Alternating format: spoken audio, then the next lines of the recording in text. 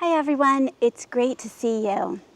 I'm going to be dealing with this hydrangea that's in this grow bag today, and I thought I'd bring you along as I'm going to be cutting this grow bag off. Now, I love grow bags, and usually I leave my hydrangeas in here for years, and there's no problem at all.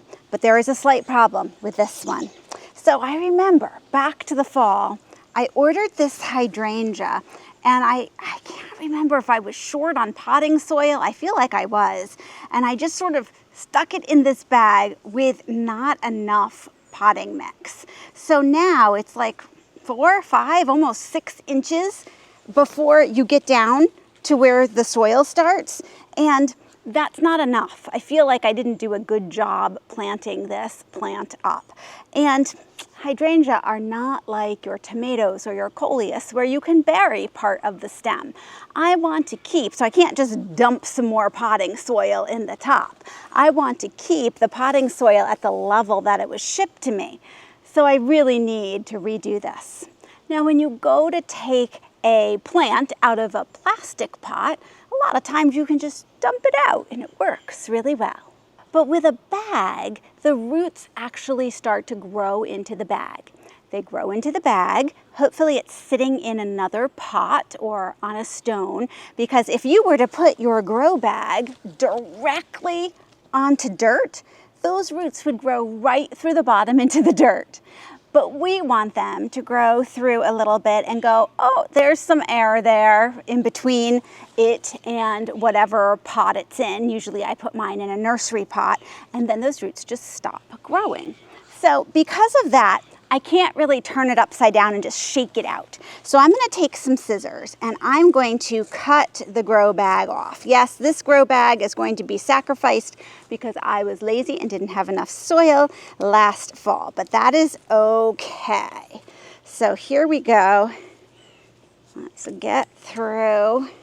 And sometimes I cut 2 sides to make it really easy to peel back. With this particular hydrangea, I didn't even put the name of it in here, so I'm not even sure which one it is. It's going to be quite the mystery until it blooms and I can really identify it. Okay, so here we have, yep, look, that is not enough soil.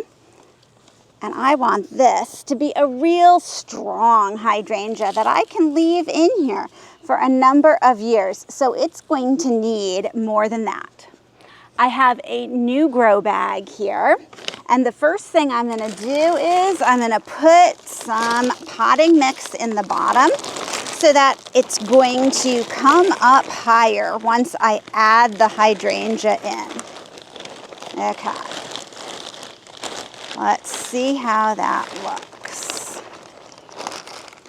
And then I'm going to pat it down. Now, I've had some that I've carefully planted up, maybe lose a little of the height of the soil over the year because it sort of settles down as it gets wet or whatever, but nothing like what you just saw there. Okay, so I patted this down to make sure that it's pretty firm, and I'm thinking it still doesn't have enough soil in the bottom here, enough potting mix. So I'm going to add some more.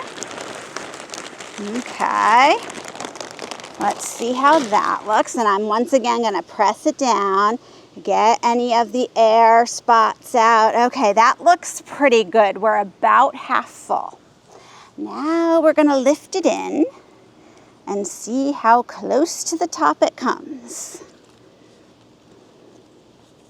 And this is where you sort of work it in carefully because it was already in a bag this width, so it's sort of used to that. Oh, this is so much better. Look at this.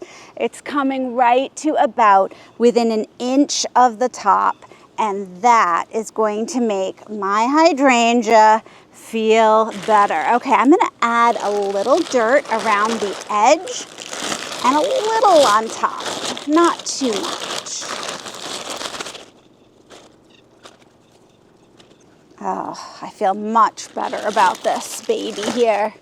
I'm going to sprinkle a little bit of the biotone fertilizer on the top because once again, I want the hydrangeas to be putting on good root growth down into the bag. But I like to put it on top because as I water it, the nutrients will then go down into the potting mix and be taken up by the plant. This looks so much better. Let me turn it this way. I think you can see a little better how high the dirt, the soil, the potting mix is now on this plant. So here we have a situation where the hydrangea did need to be bagged up again. I also have these two very odd branches out the side, but they do have buds on them.